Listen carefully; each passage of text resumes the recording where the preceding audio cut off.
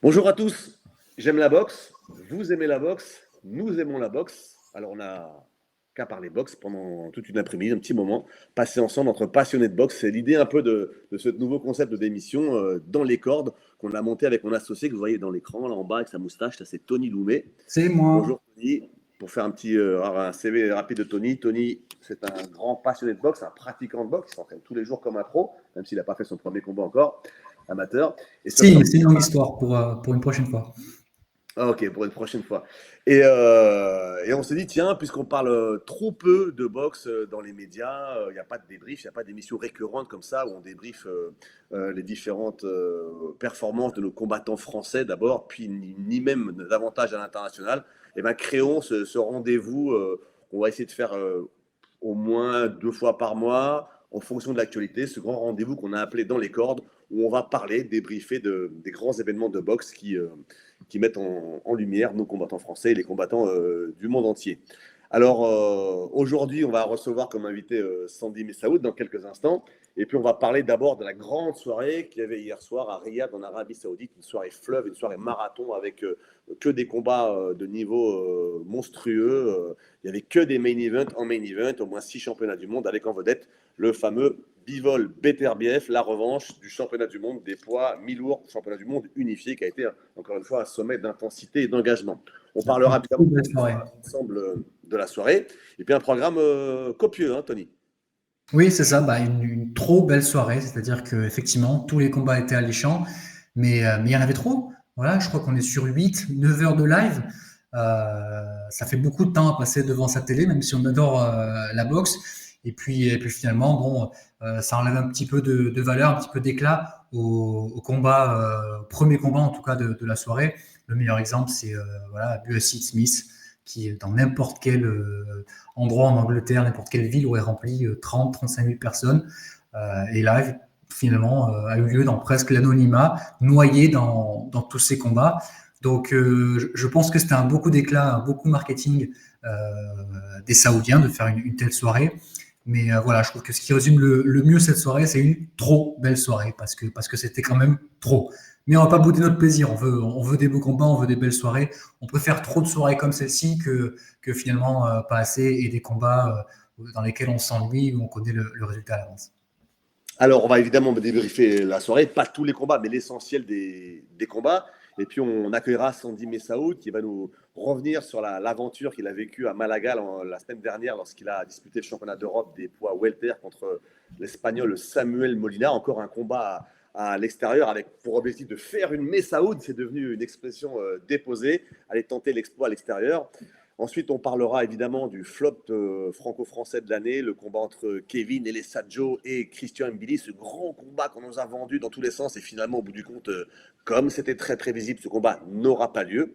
Et enfin, on terminera avec la mésaventure de David Spilmon qui est revenu de Montréal au Canada, bredouille, avec pas de combat, pas de bourse, les mains dans les poches. Et voilà, on viendra avec lui sur cette mésaventure. Mais d'abord, on accueille notre invité, notre premier invité, celui qui a marqué l'actualité la semaine dernière à Malaga, c'est Sandy Messaoud. Bonjour Sandy, merci d'être avec nous. Et d'abord, Sandy, est-ce que vous avez, comme nous, passé votre soirée hier soir devant votre écran, 8 heures de live pour assister à ce grand gala en Arabie Saoudite avec en vedette Beterbiev Bivol.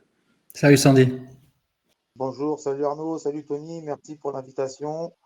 Voilà, comme vous disiez, une très grosse carte, belle soirée avec des beaux combats, des combats équilibrés, des surprises. Bon, ça fait partie du jeu aussi, c'est ce qui fait aussi les belles soirées. Donc non, très bien, très belle soirée de boxe, super. Alors c'est un combat évidemment serré, hein, comme le premier, mais plus engagé que le premier. Le premier avait suscité aussi la polémique. Certains avaient dit non, Beterbiev c'est gagné, c'est normal. Les autres disaient non, c'est Bivol qui était au-dessus. C'est le genre de combat tellement serré qu'on peut donner la victoire à l'un et aussi la victoire à l'autre. Clairement, dans le jugement dans la carte des juges, un premier juge a donné 4 points d'avance à Bivol, un deuxième a donné 2 points d'avance à Bivol, et le troisième, c'est Jean-Robert Lenné, le français, lui a vu un match nul. Donc ça fait une décision majoritaire en faveur de Dimitri Bivol qui du coup remporte toutes les ceintures et inflige sa première défaite à Beterbiev. Il y a eu vraiment de l'engagement à un combat. Il y a eu 2 vitesses. Hein. Tout le début du combat et 2-3 premiers rounds, c'était à l'avantage de Bivol, plus technique, plus mobile. Et puis, Les deux premiers rounds. les 2 premiers rounds réellement. En fait, moi j'ai plutôt vu l'inverse du combat précédent.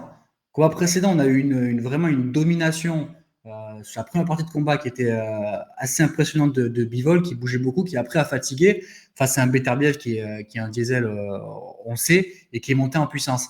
Et là, finalement, Beterbiev, on voyait très bien qu'il s'était dit avant le combat, cette fois-ci, si je veux éviter les critiques, éviter les débats, il faut absolument que je commence rapidement.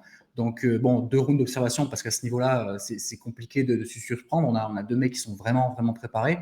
Mais moi, personnellement, à partir du 3e round, je vois Beterbiev commencer à marcher, littéralement marcher sur Dimitri Bivol. Je me dis, bon, bah, je me dis à un moment donné, Dimitri Bivol va pas terminer le combat.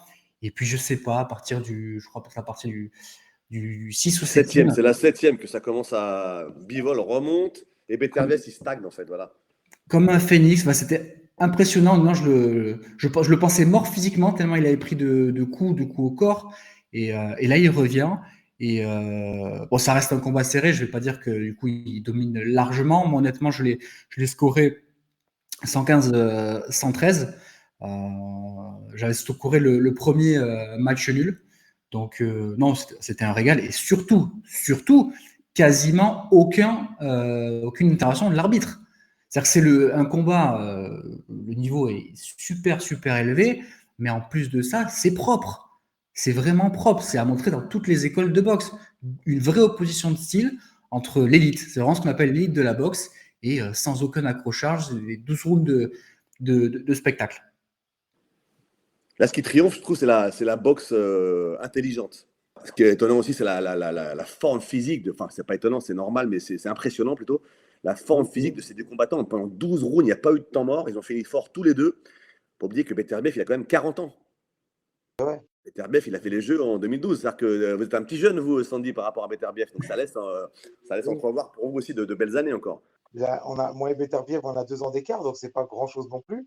Mais oui, c'était déjà, moi, à l'époque, lui, où il il faisait déjà les Olympiques, moi, j'étais encore un petit boxeur amateur de la Bretagne. Donc oui, c'est rien à voir. Le chemin parcouru par Beterbiev, c'est sûr qu'il est énorme. Mais pour Bivol aussi, puisqu'ils se connaissaient tous les deux de l'équipe russe, en fait, hein, donc, sauf qu'ils étaient dans des catégories différentes de poids, c'est tout. Et voilà, il fallait un jour que ce choc arrive, je pense. Ils ont pris chacun leur décision aussi de choisir leur team. Donc, il y a Beterbiev qui est parti au Canada et puis Bivol qui est resté un peu plus sur le secteur et son équipe un petit peu ouzbek. Enfin, je ne sais pas trop, lui, c'est un ouzbek. Euh, je crois il a 2 mélanges, il me semble. Je ne connais pas trop exactement. Il est kirghize, en fait, Bivol. Donc, C'est c'est un petit l'ancien pays, le régime. Kyrgyzstan, qui est coincé vers l'Ouzbékistan par là, une petite Ouais, république autonome maintenant de l'ex-Union soviétique, voilà. et qui a une Avec grande deux. tradition de sport de combat. Les Kirghizes, ils font de la lutte, ils font de la boxe ou ils font du judo, quoi. Ouais, non, mais c'est. Voilà. Et puis, ce qui était beau aussi, c'était les 2 styles différents qu'on a eus, qui font aussi des grands combats et des beaux matchs. Un boxeur qui a un style soviétique, mais sur le déplacement, et un autre boxeur qui a un style soviétique, mais plus sur l'agressivité, le cadrage et taper en ligne, quoi, tu vois. Bah, justement, Sandy, c'est très important ce que vous dites là, c'est vous inciter sur le style soviétique. Et aujourd'hui, les héritiers de cette école soviétique, aujourd'hui, dominent la boxe mondiale. Quand on prend Alexander Usyk, c'est typiquement la boxe ukrainienne, héritée de la boxe soviétique. Lomachenko a été dominant pendant des années aussi en boxe professionnelle, et évidemment en boxe amateur. Il y a Beterbiev et Bivol, ce sont tous les héritiers de cette boxe soviétique à l'époque, dont on disait, ah, ils sont raides les mecs, c'est stéréotypé, c'est très académique, très classique, mais c'est terriblement efficace. Et ils auraient été bien meilleurs en pro à l'époque s'ils avaient pu passer professionnel. Mais jusque dans les années 90, ils ne passaient pas pro, les gars. Ils étaient obligés de rester amateurs parce que c'était interdit de passer pro dans le système soviétique. Donc aujourd'hui, on peut dire que c'est le triomphe de tous ces boxeurs de l'Est qui dominent vraiment la boxe mondiale. Bien sûr, bien sûr. Et tu nous parles de la boxe mondiale, mais on peut aussi parler de la boxe olympique, qui a été dominée par les Ouzbeks, qui avaient 5 boxeurs, 5 médailles d'or, ce qui est incroyable. Ultra dominé. C'est-à-dire que même aujourd'hui, dans la boxe olympique, ils se deviennent vraiment très, très forts. Donc, non, non, pour moi, c'est pas une surprise de voir ces gens-là au top numéro un dans la boxe amateur et la boxe professionnelle. Ce sont vraiment des gars qui travaillent très dur, qui sont rigoureux dans leurs entraînements. Voilà, c'est des gens qui sont, ce qui parlent pas beaucoup, qui sont vraiment là pour s'entraîner et essayer d'aller au maximum. Ils ont une culture du combat, euh, aussi de la lutte chez eux. Et, enfin, je pense qu'il n'y a pas grand-chose à faire aussi. à part vraiment chercher à s'en sortir. Et la sortie de sortie, bah, il la trouve dans la boxe, en fait, voilà. Voilà.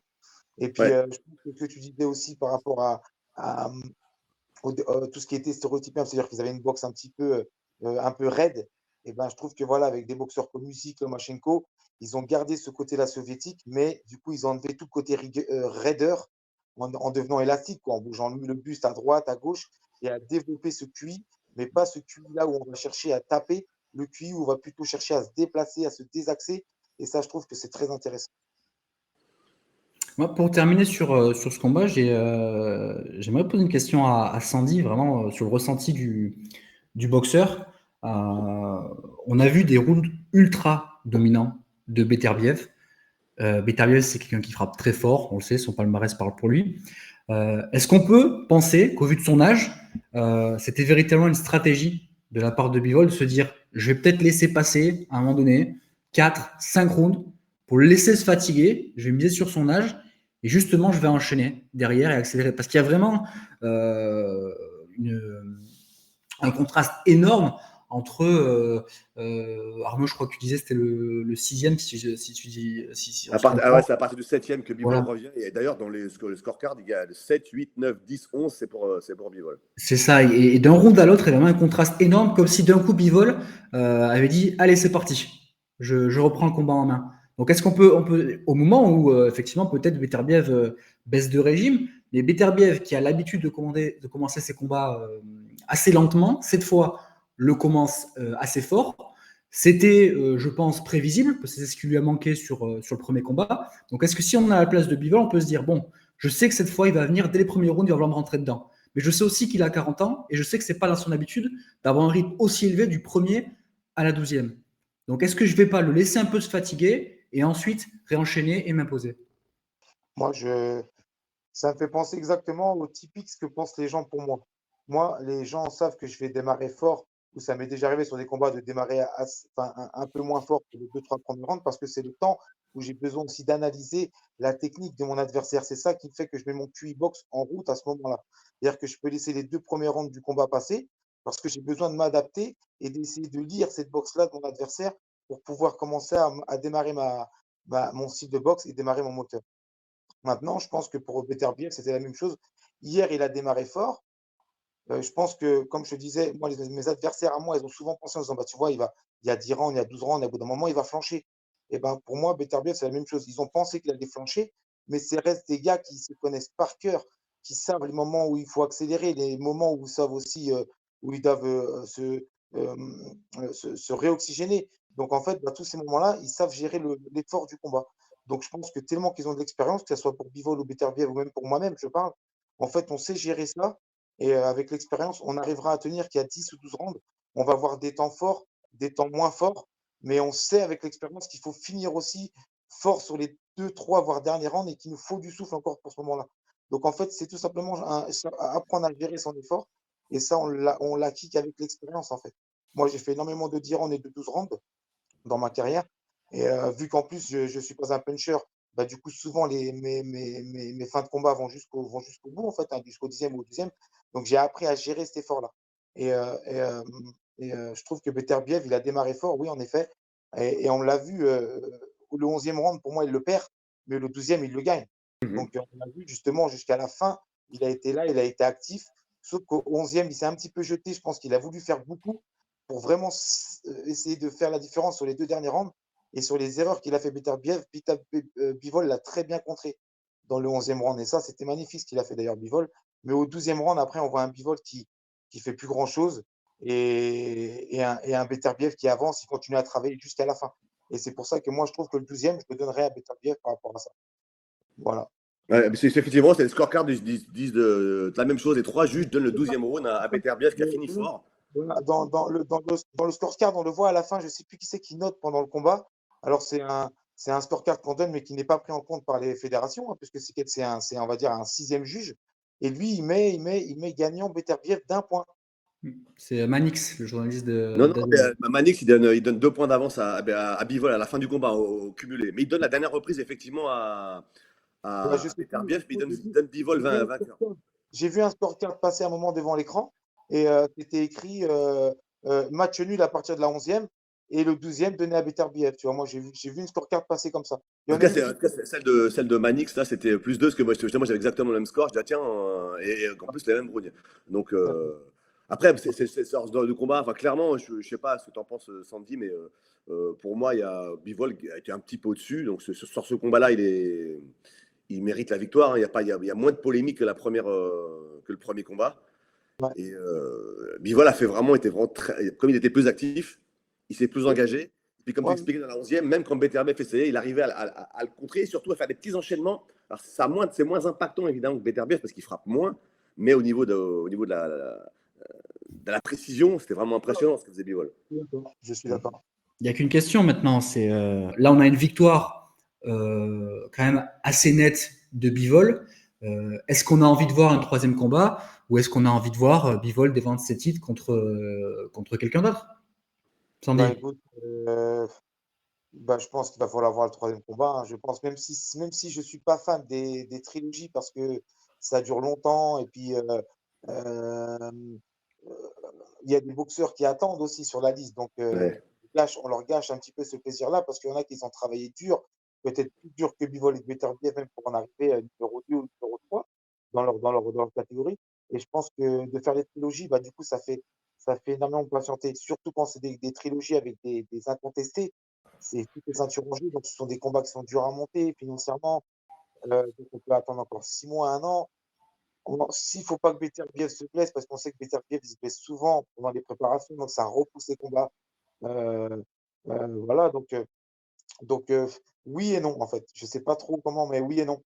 On aimerait bien pour conclure qui est le vrai champion, mais on aimerait voir aussi d'autres combats. On a d'autres très bons combattants dans cette catégorie-là. Clairement, à titre perso, alors après, c'est le business qui va dicter s'il y aura une trilogie ou pas. Voilà, carrément, c'est Turquie aujourd'hui, le Saoudien qui fait la pluie et le beau temps dans la boxe, hein. Là, Riyad, c'est devenu la Mecque, entre guillemets, de la boxe, hein, parce que tous les gros combats se passent là-bas maintenant. Et s'il décide de mettre les moyens, il trouvera certainement les arguments qui est cette trilogie. Et pour le storytelling, une trilogie, ça a du sens. Maintenant, moi, je vois un Benavidez qui frappe à la porte. J'ai peur que le troisième combat soit un peu monotone, en fait. Ils se connaissent tellement. Ils ont déjà tout vu sur 24 rounds tous les deux. Ça va leur porter quoi de plus en termes de spectacle. Maintenant, moi, Benavidez, qui a un style complètement différent offensif, j'ai envie de le voir contre Benavidez ou contre Bivol. contre Bivol. Voilà. Bien sûr. Bien sûr. De toute manière, c'est, je pense, le seul. Si ça se fait pas, c'est pour faire le combat avec Benavidez, parce que si on regarde la catégorie aujourd'hui, à part Benavidez, qui reste comme candidat crédible, plus grand monde, puisqu'on pouvait avoir Buatsi, mais là, du coup, avec sa défaite contre Smith, qui lui a déjà perdu contre Beterbiev, ça vient un petit peu bousculer la hiérarchie. Donc, effectivement, ou Benavidez fait ce combat, où on aura une. Canelo. Si Canelo décide de monter voilà, et de faire la revanche contre Bivol, je pense que ça va être dans un coin de sa tête. Ou un Canelo Beterbiev, ça en resterait pas mal, ça aussi. Moi, je pense que c'est l'objectif de Canelo. Je pense que Canelo veut absolument cette revanche contre Bivol. Je pense qu'il veut absolument que Bivol gagne pour pouvoir l'affronter pour tous les titres. Maintenant, le problème de Canelo, c'est qu'il est un petit peu occupé, puisqu'on sait qu'il y a déjà un combat en mai, si je ne dis pas de bêtises, après ou mai. Non, c'est mai, je crois, contre Skull, le Cubain. On sait que c'est déjà, c'est un secret de polichinelle quasiment officiel qu'il affrontera au mois de septembre Crawford. Donc, on n'est pas avant 2026. Est-ce que Bivol va attendre 2026 avant de combattre? Je pense pas là. On est qu'en février, donc à mon avis, Bivol va combattre au deuxième semestre de cette année. Et je pense que ce sera ou en fin d'année contre Beterbiev ou possiblement contre Benavidez ou quelqu'un d'autre, mais à ce moment-là, on aura rien compris. C'est ça. Moi, je pense que voilà, on a trois combattants qui peuvent se positionner devant. Voilà, hein. Benavidez, Beterbiev ou comme tu disais, Canelo. Après, comme tu disais aussi, Arnaud, il y a le business derrière. Donc, le meilleur game plan business, ça serait Canelo pour les deux parce que du coup, ça sera the combat. Et quand on parle business, on parle surtout monnaie. Et je pense que pour Bivol, ça serait le plus intéressant pour monnayer son combat contre Canelo, ça c'est sûr. Après, nous, si en tant que fan, on aimerait bien Benavidez, comme je vous disais avant, lui, c'est une personne qui attend son tour, du coup, et qui mérite parce qu'il est monté de catégorie justement pour aller chercher d'autres champions, parce que la catégorie d'en dessous, elle était bloquée par Canelo. On voit que Canelo, il évite Benavidez. Donc, il a fait l'effort d'aller monter dans une catégorie au-dessus d'aller battre, comment il s'appelle, le Cubain Morel. Ils ont fait un super combat tous les deux, d'aller chercher Morel comme ça. Et puis là, maintenant, voilà, il faut lui donner sa chance. C'est vrai que c'est un boxeur qui mérite d'avoir sa chance et qui ferait, ça serait contre Bivol, mais ça serait un super combat. Ça serait un super combat. Donc là, le BTR Bivol, c'était un sommet vraiment de combat technique, d'engagement. Vraiment, c'était du très très haut niveau. C'était magnifique à voir, à la fois pour les puristes et aussi pour les profanes de boxe anglaise. On va passer à un autre combat moi, qui m'a marqué. J'étais surpris de voir. Alors d'abord, on va passer par Bacolé parce que c'est le plus populaire entre guillemets au niveau francophone.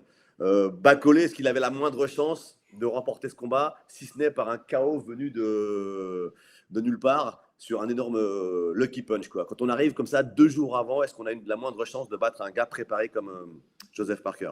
C'est ça, hein. Moi je pense que tout est lié au contexte. Je pense que 2 jours avant, en se présentant à, je sais plus, c'était quelque chose du genre 145 kilos, 143 kilos. Ça, C'était un truc. 145 8, je crois, entre ça. Voilà, c'est énorme. Non, je pense aucune, à part effectivement, voilà, sur un coup. Mais contre un boxeur intelligent et préparé comme Parker, ça me paraissait difficile. Maintenant, si on sort de ce contexte, moi, je fais pas partie de ceux qui vont dire c'est bon, il a perdu, Bacolé, c'est fini. Je crois toujours que ce mec-là a le potentiel de devenir champion du monde et de battre les meilleurs. Mais je pense que sportivement, c'était une erreur énorme que d'accepter ce combat. Maintenant, je pense qu'il avait ses raisons. Je pense qu'il y croyait, déjà, honnêtement. Et surtout, je pense que financièrement, il ne pouvait pas refuser. Je crois qu'on parle de 4 millions de dollars. Donc, On a eu 4 ou 5, voilà, au dernier moment, comme ça. Est-ce bien raisonnable, Sandy, d'accepter comme ça un défi à cette mesure, comme ça, 2 jours avant? Ouais, bah, comme il l'a dit lui, ça dépend, tout dépend de ce que vous avez dans la tête. Si vous êtes tapé par l'argent, bah, du coup, ça va être très intéressant, ça ne peut pas se refuser. Est-ce que Bakouli, il a cru en lui, c'est-à-dire il a eu le côté où il s'est dit, bah, là, il y a l'argent qui m'appelle, donc j'y vais, et en plus, je sais que je peux le faire. Est-ce qu'il a pas aussi cette pensée-là? Parce que ça reste un grand boxeur, Bakouli, ça reste un boxeur qui est évité, un boxeur qui a de l'expérience aussi, qui a fait des sparring avec les meilleurs. Et on sait qu'il a mis KO Joshua lors d'un sparring et tout ça. Donc, à ce moment-là, Joshua était quand même au top. Donc, je pense qu'il sait qu'il a le niveau mondial et qu'il peut être champion du monde. Il s'est peut-être dit, bon, bah, je fais 140 kilos, je suis gros, mais en même temps, ça va taper fort.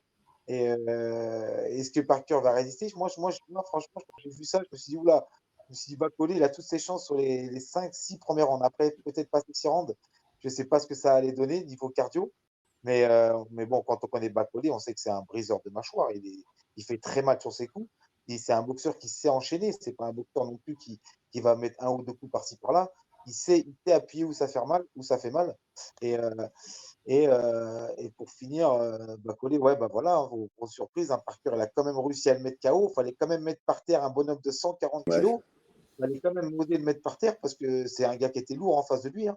Et il a réussi, donc bravo. Et comme je vous disais avant, Parker, pour moi, il fait partie des boxeurs, justement, qui sont sur une liste d'attente et qui méritent, parce qu'il a eu sa défaite, certes, mais il est repassé par un chemin un petit peu dans le dur, comme moi j'ai pu connaître dans ma carrière, pour pouvoir se refaire. Il a dû prendre un chemin dur et il l'a réussi. Donc bravo à Parker.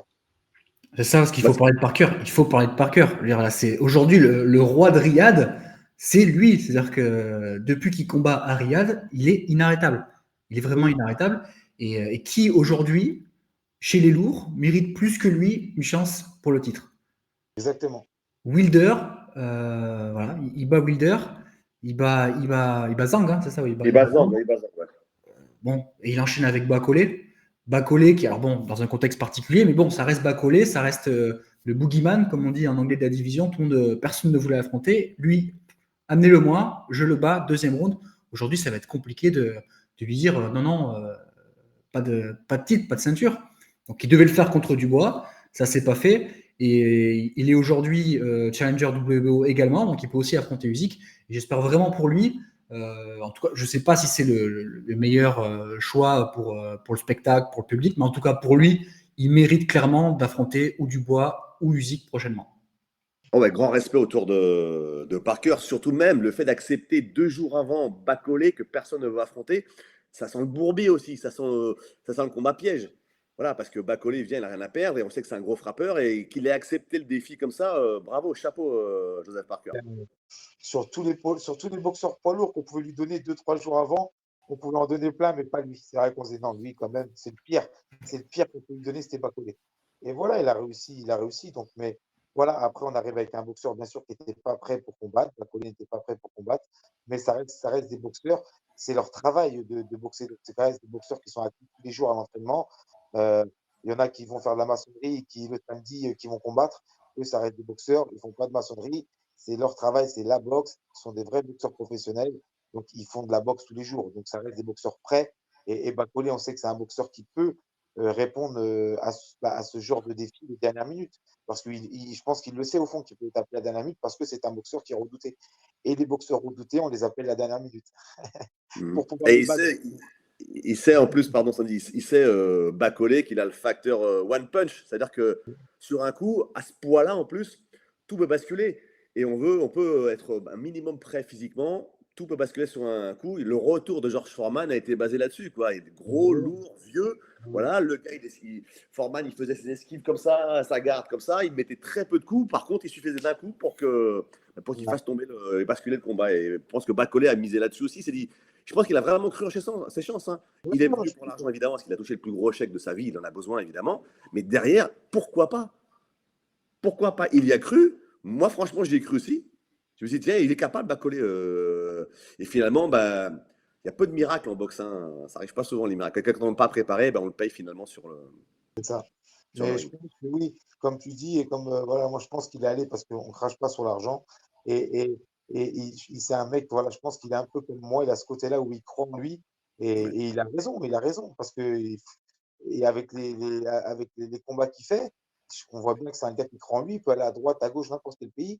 Et en plus, il parle avant le combat, il peut vous dire qu'il va descendre le mec avant le combat, et il le fait. Donc, non, non, voilà, mais bon, j'espère qu'il reviendra plus fort, Bacolé. J'espère qu'il reviendra plus fort. Il arrivera à se repositionner, en tout cas, pour faire un jour un championnat du monde, parce que, comme on disait avant, je pense qu'il fait partie de la liste aussi des gars qui méritent un championnat du monde.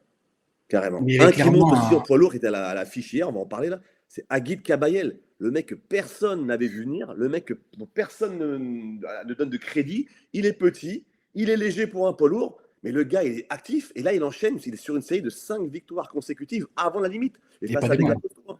Il a battu Mahmoudov, qui est un peu une arnaque. Il y avait le doute, voilà, on ne savait pas trop. Il y avait On le savait doute, pas voilà, trop. bon, on sait que c'est un peu là, il est surcoté le mec. Mais Zhang, il faut se le cogner, le chinois. Le chinois, il avait quoi, 25 kilos de plus. Hein.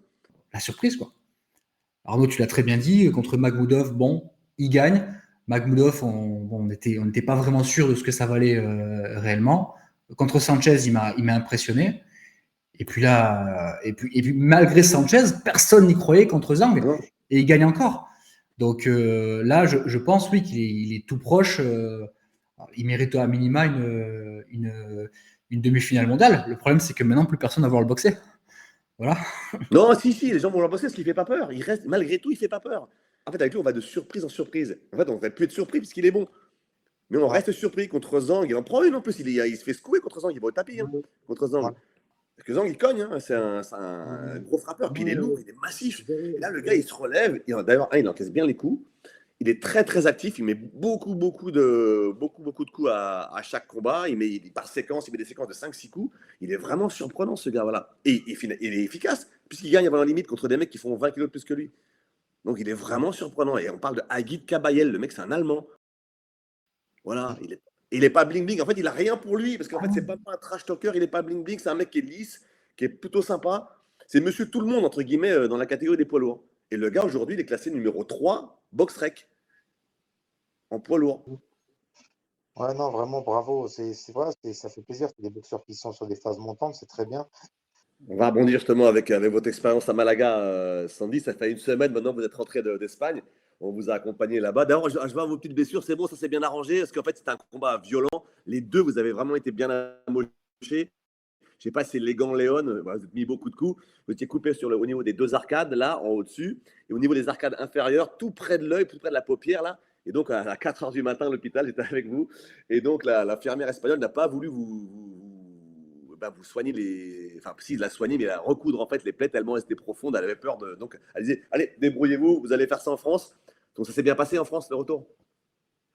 Alors, merci, tout s'est bien passé. Merci encore Arnaud de nous avoir accompagnés pendant cette aventure. Merci à Punchtime pour tout le travail qui a été fait en amont sur moi, les petites séquences, les petites vidéos, c'est super. Merci beaucoup. Franchement, et comme je disais, c'est vrai, vous êtes vraiment la plateforme qui met le plus les boxeurs français en avant et vous le faites très très bien. Donc, continuez là-dessus. Merci beaucoup. Euh, Merci. pour- Juste un petit, je reprends juste là-dessus pour vous dire qu'au niveau des chiffres, c'est assez impressionnant. Personne n'allait couvrir l'événement, personne n'allait en parler. Il n'y a pas une ligne dans la presse grand public classique, même la presse sportive, hein. Et en fait, nous, les petites vidéos qu'on a fait avec vous, ça dépasse le million de vues cumulées. Alors que nous, on booste rien, on n'a pas les moyens de faire des faux trucs. C'est plus d'1 million de se sont intéressés à votre déplacement à Malaga et au personnage que vous êtes, Sandy. Parce que clairement, on peut faire ça avec plein d'autres boxeurs, ça ne marchera pas. Avec vous, ça fonctionne. Pourquoi? Parce qu'il y a le panache, il y a l'histoire, il y a le personnage, la personnalité, ce que vous dégagez. Et donc, Sandy, vous êtes un boxeur très apprécié et très populaire du petit milieu de la boxe en France et même au-delà. Ça, c'est important et je pense que ça va vous faire chaud au cœur. Bah, merci beaucoup, ça fait chaud au cœur en effet. J'ai eu beaucoup, beaucoup de retours sur ce combat-là à Malaga de la part des fans de boxe en France. Je les remercie beaucoup du soutien, ça m'a fait énormément plaisir à mon retour. J'ai jamais été autant soutenu, même en tant que faire des combats où j'ai été victorieux. Donc, vous voyez, quelquefois même la défaite fait que bah, voilà, hein, ça appelle les gens encore à plus à vous donner du soutien et de la force. Donc, merci beaucoup aux gens et aux supporters et fans de boxe qui m'ont soutenu. Franchement, ça m'a fait très chaud au cœur quand je suis rentré à la maison, en sachant que bon, voilà, un combat à l'extérieur à Malaga, donc on savait où on mettait les pieds.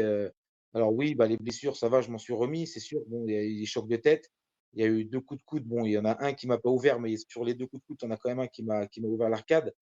Bon, ça reste des chocs et des fautes accidentelles de la part de mon adversaire. Je vais pas lui dire qu'il a fait exprès, ça serait mentir. Ça fait partie du jeu aussi. Voilà, c'est moi qui a perdu sur ce jeu-là, sur les chocs de tête, mais bon, en tout cas, moi, j'ai quand même fait un bon travail de destruction. Les gants Léon, j'ai déjà combattu avec ces gants-là.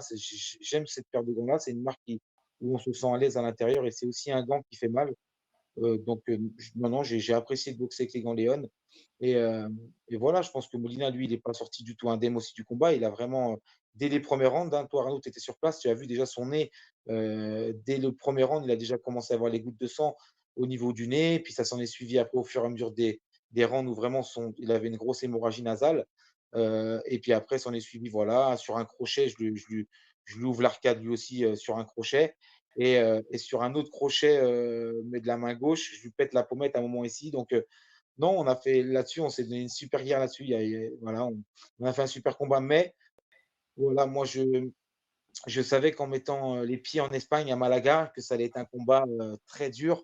Alors, pas spécialement physiquement.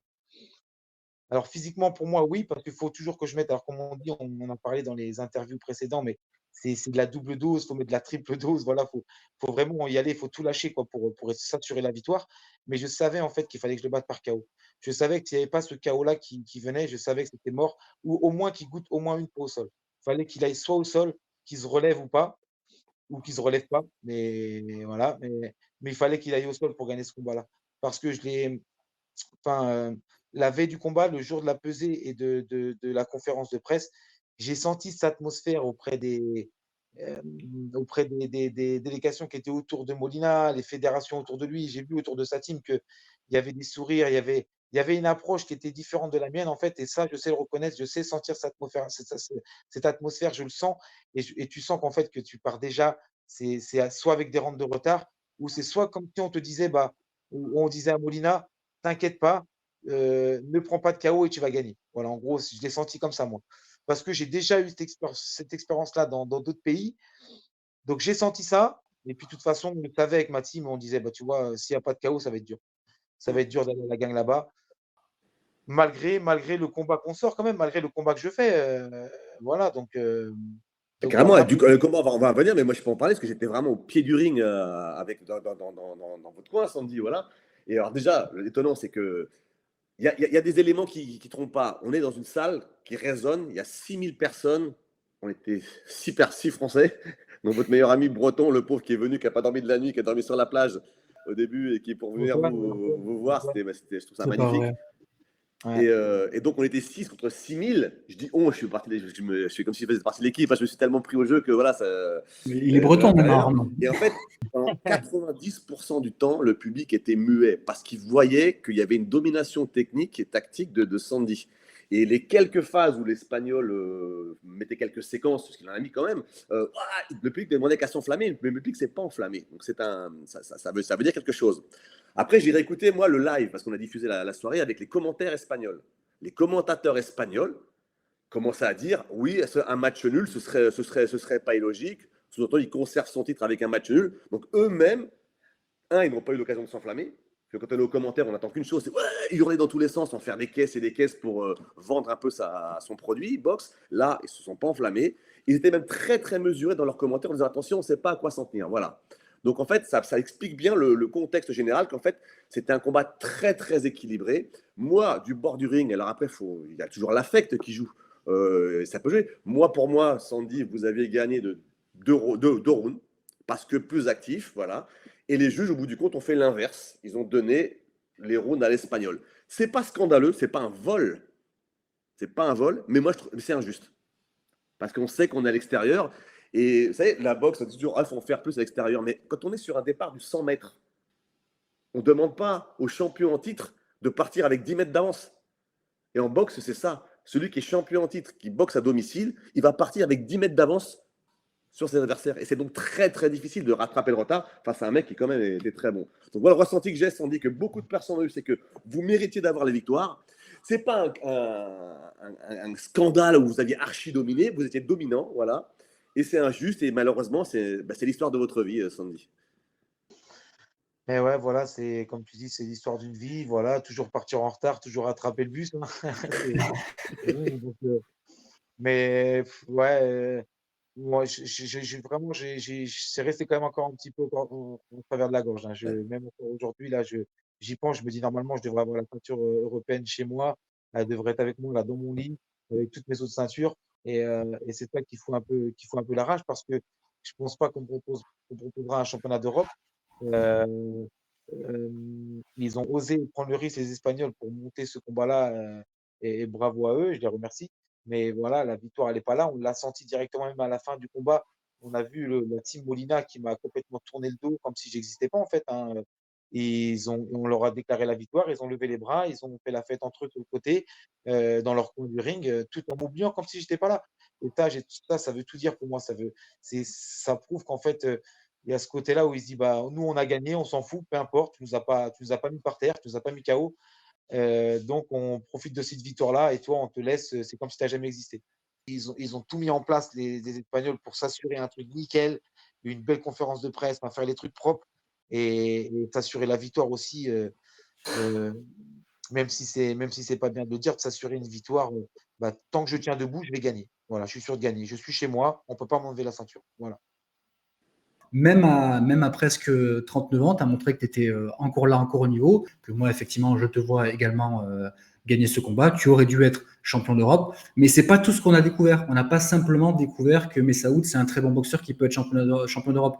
On a découvert que Sandy Messaoud, c'est aussi un personnage super intéressant, qui peut être très drôle, qui peut être aussi super touchant. On l'a vu dans l'interview de fin, on l'a vu avec ce petit passage qu'Arnaud a filmé où tu mets la bague de ton alliance, pardon, tu l'attaches au lacet de tes chaussures.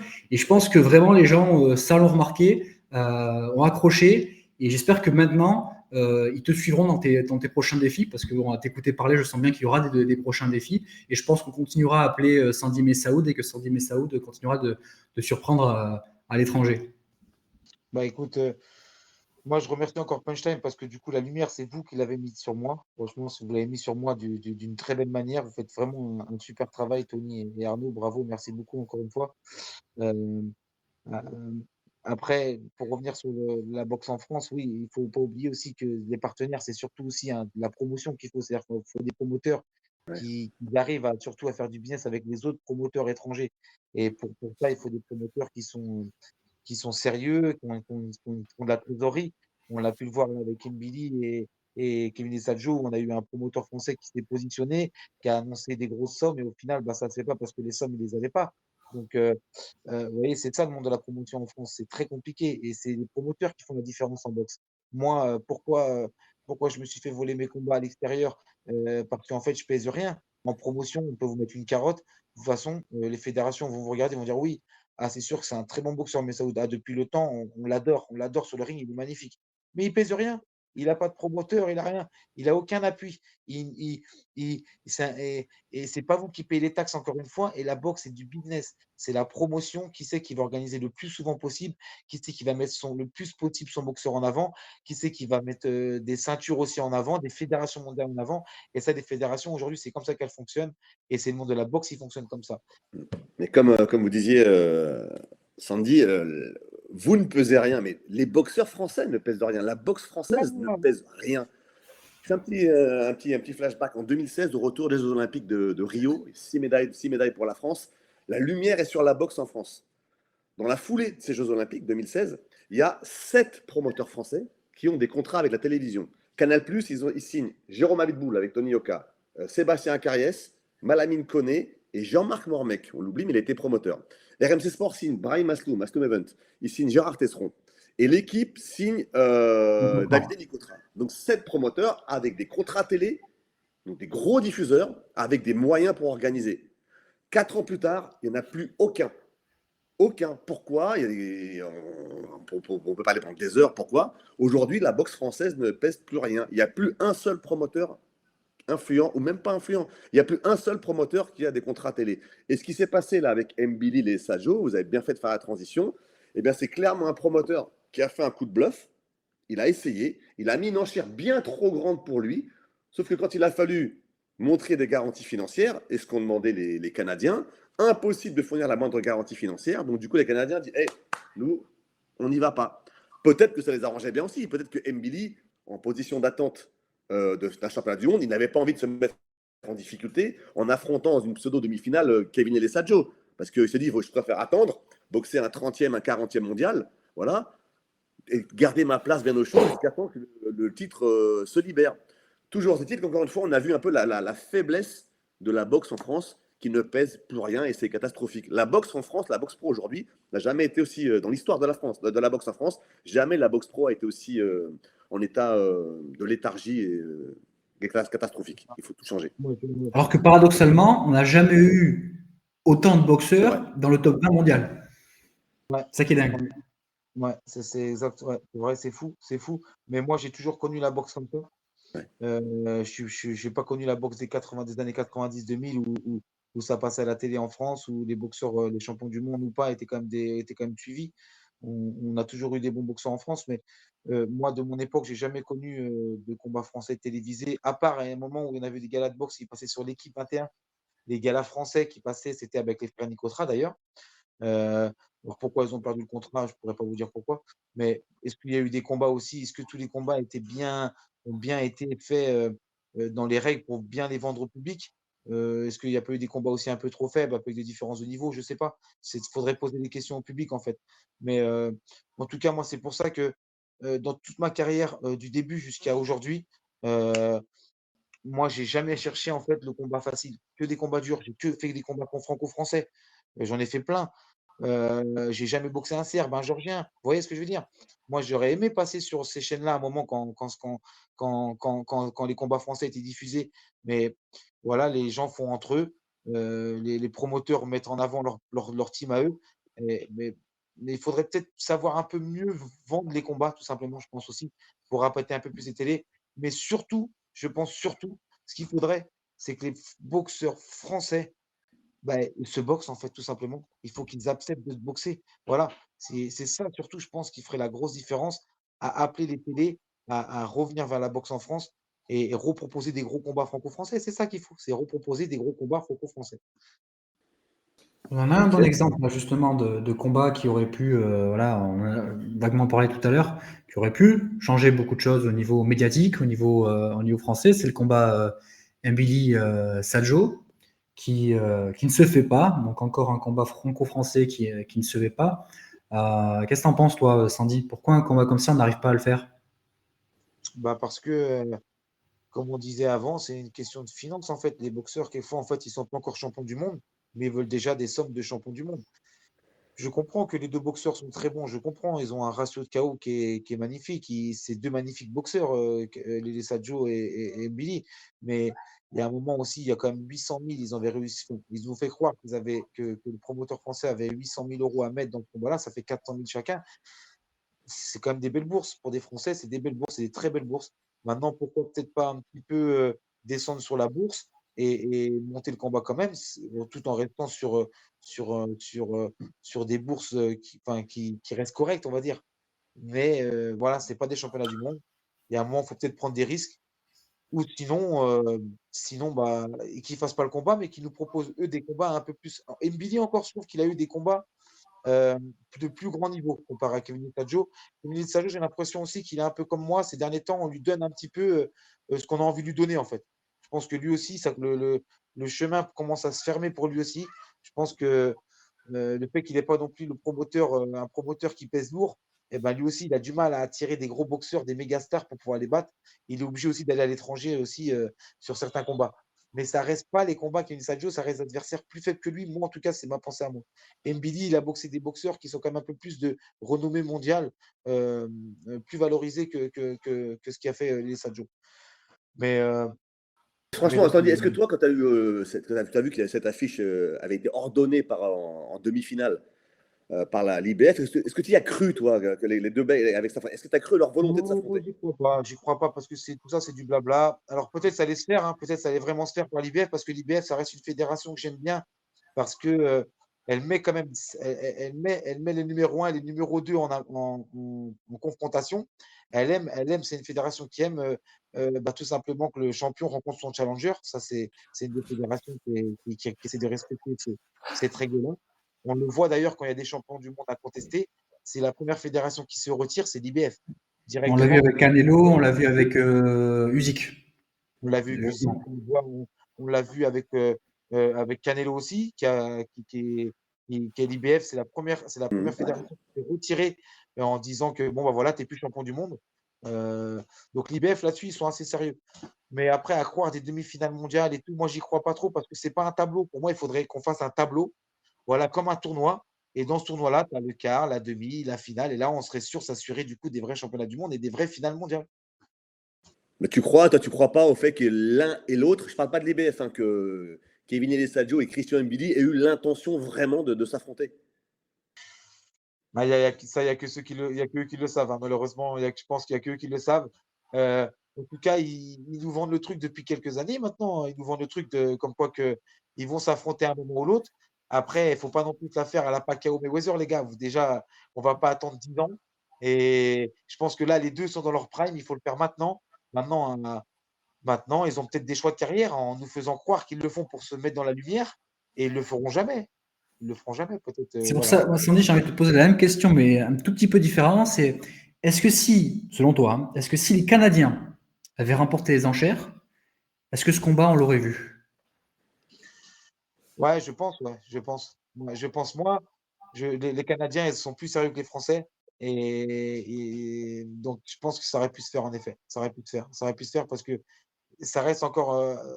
Ça aurait été à Kevin Letaggio d'aller au Canada. Et quand tu vas là-bas, du coup, on n'est plus sur un terrain réellement neutre. Euh, on va sur un terrain, territoire ennemi. Tu vas chez Mbili au Canada. Donc, peut-être que tu peux avoir un peu de retard, comme on disait, sur le 100 mètres. Et tu auras peut-être un peu de mètres à rattraper. Voilà. Peut-être que ça, il y pense. Mais moi, c'est ça que j'aime bien dans les soirées saoudiennes, c'est que les combats, justement, on se retrouve sur des terrains neutres. Et ça, Ouais. c'est bien. Les boxeurs ne sont pas dans leur pays d'origine. Et du coup, ça influence un peu moins le jugement. Bah, tiens, en parlant de Eye of the Tiger, qui est le promoteur de Christian Mbili, Mm. donc qui a trouvé un prétexte. Alors le clan, évidemment, le clan de Lele Sadio, dis donc, ils ont trouvé un prétexte parce qu'en gros, ils se dégonflent. Il y a même Yohan Zawi, le directeur des Y12, le promoteur, qui a insulté Camille et Stéphane sur les réseaux sociaux, en disant quoi il s'est dégonflé, espèce de grosse hop S avec un voilà. Donc On a en fait gros, une petite clairement vidéo à ce pour eux, sujet-là qu'on vous invite à aller voir sur Instagram, d'ailleurs. en gros, renoncement de la part du clan Mbili. Bon, ça, on ne saura jamais. Ce qui est pénible dans ce genre de combat, c'est que tout le monde y croit, tout le monde y croit. Au bout du compte, ça ne se fait pas, comme c'était très prévisible. Et on ne saura jamais vraiment pourquoi. Parce que chacun se renvoie la faute. Non, c'est ta faute, c'est machin. Et toujours dit que le combat n'a pas lieu. Je rebondis sur Camille et Stéphane parce qu'il a organisé il y a à peu près un mois un gala au cours duquel il va y avoir un combat de poids lourd entre Bakodir Jalolov, l'Ouzbek double champion olympique, qui devait affronter le Français David Spilmon. Et au dernier moment, le jour de la pesée, Jalolov décide de déclarer forfait parce qu'il a un bouton de fièvre. Alors déjà, est-ce qu'on déclare forfait parce qu'on a un bouton de fièvre? On a vu des boxeurs bien plus endommagés que ça combattre quand même et gagner. Donc voilà, au-delà de cette excuse, entre guillemets, de ne pas combattre, on ne peut pas accuser Jalolov d'avoir peur de David Spilmon. Normalement, il est au-dessus. Toujours à dire que David Spilmon n'a pas été payé de ce combat. Il s'est mis un mois en arrêt. C'est un garçon qui est couvreur, il bosse dans les toitures. Voilà. Il a son entreprise, il a tout arrêté. Et il a donc sacrifié plus d'un mois de préparation, un mois de salaire, mis son entreprise entre parenthèses. Pour se préparer, il va au Canada et indépendamment de sa faute, on lui dit non, tu ne combats pas. Voilà, tu retournes chez toi, un bras dessus, un bras dessous, tu t'en vas et hop, tu n'es pas payé. Sandy, qu'est-ce que ça vous inspire, ça? Bah, moi, ça m'inspire déjà que ça m'est déjà arrivé. Je devais combattre une fois en Belgique. Et à 15 jours avant le combat, alors moi, j'ai pas été prévenu le jour du combat comme c'est arrivé aux Français là. Mais moi, ça m'est arrivé 15 jours avant. Voilà, tu es dans le camp d'entraînement, tes partenaires ont payé les camps d'entraînement, tout est bien, tu arrives au top, tu arrives à 15 jours. Donc voilà, tu es sur la finition de la préparation. Et là, tu as le combat qui s'annule. Donc tu es dégoûté. Bah, moi, ça m'est arrivé d'avoir demandé un remboursement du camp d'entraînement au promoteur le promoteur belge qui avait annulé la soirée. Mais non, non, il rembourse pas. Mais par contre, c'est à des choses que tu peux mettre dans ton contrat. C'est-à-dire quand tu signes ton contrat, tu peux mentionner si tu veux en disant bah s'il y a un forfait du combat de la part de l'adversaire, tu peux demander, j'ai une connerie, moi, 3 000 ou 5 000 euros de dédommagement. Donc, mais ça, c'est à écrire dans les contrats. Ça peut se faire. Et bien sûr, quand tu l'écris, il faut aussi que ça soit accepté par le clan inverse ou par le promoteur qui s'occupe de ce contrat-là. Mais ça peut se faire, hein, ça peut se mettre dedans. Et là, du coup, tu t'assures un retour financier d'un combat qui peut être forfait. Là, bah, du coup, le Français, lui, il n'a pas été payé. Moi, ça m'est déjà arrivé. La différence, c'est que lui, il disait qu'il avait mis de l'argent de sa poche, je crois. Et moi, la différence, c'est que moi, je ne mets pas d'argent de ma poche. C'est mes partenaires qui me financent tout à chaque fois. Donc, moi, c'est une chance que j'ai. Et là, je l'ai depuis, tu vois, depuis que j'avais ramené des ceintures de Biélorussie. J'ai eu 3 partenaires qui me suivent depuis 5 ans et qui sont toujours derrière moi et qui me payent n'importe quelle chose dont j'ai besoin dans ma préparation. Et on ne discute même pas. C'est oui, sans doute, pas de problème. Tu vois? Donc moi, c'est une chance pour moi ça. Maintenant, quand le Français, là, du coup, lui qui avait mis de l'argent de sa poche sur sa préparation, et non, ça, il le retrouvera jamais, cet argent-là. Mais ça peut être, comme je répète, hein, ça peut être inclus dans le contrat. Tu peux le faire inclure et du coup, bah, c'est un moyen de défense pour se faire rembourser. C'est En nickel. principe, c'est quelque chose de plutôt standard de l'inclure dans le contrat, cette clause, ou Non, pas? les gens le font jamais. Les gens qui le font, c'est par expérience. C'est-à-dire qu'ils ont déjà vécu ça, ils ne veulent pas que ça se reproduise, du coup, ils le font inclure. Mais comme je dis, la partie adverse ou le promoteur qui gère le contrat peut ne pas accepter cette remarque que tu vas mettre en plus dans le contrat. Il peut dire: «Ah non, non, non, non, non». Mais moi, j'ai déjà fait une fois et ça a été mis. Voilà. Moi, il faut savoir que dans le combat en Espagne, par exemple à Malaga, heu, alors c'est pour ça que j'ai trouvé ça vraiment un petit peu ça remet en question, en fait, ça vous met, ça vous, comment dire ça? Ça vous fait douter. C'est-à-dire que moi, dans le combat, dans le contrat, on avait signé un contrat avec les Espagnols que s'il y avait 2 juges à 1, on pouvait faire une revanche et du coup, il y a eu 3 juges à 0. Donc je me suis ça fait douter, en fait. Tu te dis: «Mais on dirait que limite, le jugement, il était au courant de ça, quoi». Tu as l'impression qu'ils sont au courant de ça. Enfin, tu sais pas, c'est des trucs, ça fait toujours douter. Moi, il faut savoir que j'ai toujours gagné à l'extérieur. Mais j'ai toujours gagné 2 juges à 1. J'ai jamais gagné à l'unanimité des juges, jamais. Et pourtant, je méritais des combats où j'ai gagné à l'unanimité. Mais ils le font pas parce qu'il y a toujours un verrou dans l'histoire. Ça fait partie de la boxe, ça fait partie de la boxe en général et ça fait partie de la boxe surtout à l'extérieur. Voilà, donc heu, donc voilà. Ok, bah écoute, je crois qu'on a fait un tour très très complet de l'actualité de la boxe ce week-end. C'était un plaisir hein, d'échanger avec vous samedi. Vous seriez un formidable consultant. En tout cas, voilà, un très très bonne analyse, très juste en parlant cash de la situation de la boxe. Donc, merci Merci pour beaucoup. cette première. Mais si on peut faire avancer la boxe, je la fais avancer. C'est vrai qu'il y a beaucoup de gens qui la suivent et beaucoup de youtubeurs qui en parlent, mais ils connaissent très peu ce qui se passe derrière le rideau. Et derrière le rideau, il se passe plein de choses. Et moi j'ai plein de choses à raconter parce que du coup, j'en ai vu des rideaux et j'ai vu des rideaux surtout à l'extérieur, donc c'est encore plus enrichissant pour moi. Et cette expérience-là, justement, moi, de la boxe professionnelle, quand on me l'a vendue quand j'étais jeune, pour moi, quand je regardais les combats à télé, c'est participer à un voyage, c'est aller rencontrer un boxeur étranger peut-être sur ses terres ou lui qui vient sur ses terres, sur tes terres à toi. Mais il y a ce côté-là, voyage, où tu vas aller défier quelqu'un chez lui, tu vois, devant sa patrie. Et moi, j'ai toujours aimé ça. Ça faisait partie de la boxe professionnelle pour moi d'aller voyager et de combattre un boxeur étranger. Et c'est vrai qu'aujourd'hui, ça se perd parce que le boxeur français, il sort plus. Il sort plus de la France. Il sort que s'il y a vraiment beaucoup d'argent à gagner ou s'il peut se dire, ouais, il y a quand même, on me propose un truc sympa, je peux le faire, alors je vais le faire. Mais sinon, non, on est très, très peu à faire ça. On est très peu de boxeurs. Je ne sais même pas si on est 5. Il y en a quelques-uns, mais on est très peu nombreux à le faire. Et pour un petit peu, voilà, que les boxeurs français aient un peu plus la grinta, aller sortir un petit peu à l'extérieur et aller prouver des choses. Et si vous perdez, c'est pas grave, parce qu'au final, vous allez quand même apprendre énormément de choses. Et l'expérience que vous allez apprendre, justement, dans la défaite et même dans un pays étranger, va vous rendre encore beaucoup, beaucoup plus fort. Vraiment, vraiment. Et c'est comme ça qu'on devient inarrêtable après. Donc, moi, c'est ce que je souhaite en tout cas pour les futurs boxeurs français. Je suis entraîneur au sein d'une association. On a des très bons boxeurs et c'est eux qui prendront la relève. Et j'espère qu'on arrivera encore à avoir un autre Messaoud, même si je suis pas encore à la retraite, hein. Ouais. Mais allez faire des Messaoud, les jeunes boxeurs qui nous écoutent. Allez faire des Messaoud, n'ayez pas peur. Allez vous faire un nom, allez montrer qu'en France, on sait boxer. Merci les gars. Merci encore à Punchtime. Merci Arnaud. Merci Tony. Vous êtes super les gars. Et puis je continuerai à prêcher aux gens ou partout où j'irai à s'abonner à Punchtime et surtout à faire des contrats avec vous pour téléviser les soirées, tout simplement. Merci beaucoup, Sandy. Et je Merci. précise que le combat de Sandy est toujours disponible en replay sur Punchtime TV pour ceux qui ne l'auraient pas encore. Regardez. Merci. Ok, eh ben, merci à tous. C'est passé très très vite, c'était super intéressant avec Sandy, avec Tony. Et puis on va essayer de renouveler ce genre de rendez-vous. Alors peut-être pas chaque semaine, parce qu'il n'y a pas de l'actualité brûlante chaque semaine en boxe, mais dès qu'il y aura une actualité qui l'exigera, eh ben, on essaiera de vous faire un petit débrief avec les acteurs qui ont marqué la semaine ou les 2 semaines ou le mois qui vient avec les boxeurs français et la boxe mondiale en général. Donc merci beaucoup. Le rendez-vous s'appelle Dans les cordes. Merci Sandy, Ouais. merci Tony. N'oubliez pas de nous suivre, là, de vous abonner là, sur Ah oui. YouTube, de nous dire dans les commentaires ce que vous avez pensé aussi, ça nous intéresse. Pareil, si vous avez des idées de sujets ou d'invités que vous aimeriez voir dans l'émission, voilà, on démarre, c'est une première, on teste et votre feedback est super important. Donc voilà, n'hésitez pas, merci à tous. Merci. Bye bye. Salut.